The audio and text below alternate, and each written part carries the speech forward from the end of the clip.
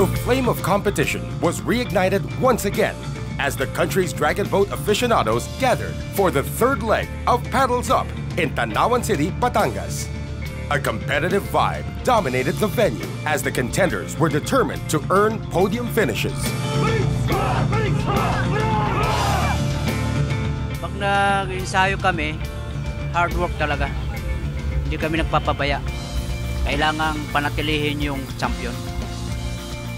Sa ngayon po, didepensahan namin yung lugar namin. Papakita namin na yung the best namin, yung ensayo namin, yung pinakamagaling namin gagawa para sa team. Where's up?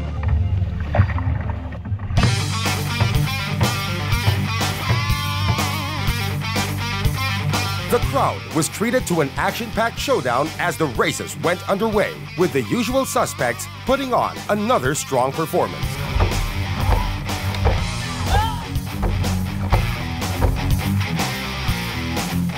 Since this is our third leg na, no, for our Paddles Up, nasa ranking ngayon, medyo tumataas ngayon yung mga kabataan, yung Sagwan Tanawan, yung team dito.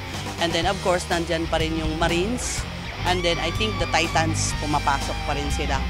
Paddles Up kasi, habang iba-iba tayo ng venue, lalo siyang nakikilala. So lalong dumadami yung mga participants. And especially dito kasi sa Taal Lake, talagang naging famous na rin itong event na to.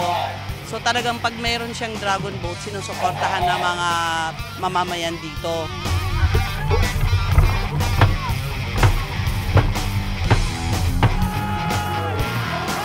It was a super exciting sprint to the finish line as the teams battled hard in the finals. But it was the Gritty Marines who managed to take the mixed and men's trophies, while the Lady Titans took home the gold for the women's division.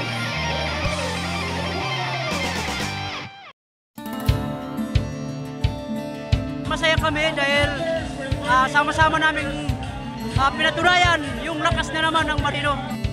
We're gonna continue to train hard and start from the bottom all the time. And not praises to us, but God. God gives us strength. We all have this one passion and we just work for it. With the races getting tighter and tighter, expect another adrenaline-fueled showdown as the rowers head to Subic for the fourth leg of Paddles Up.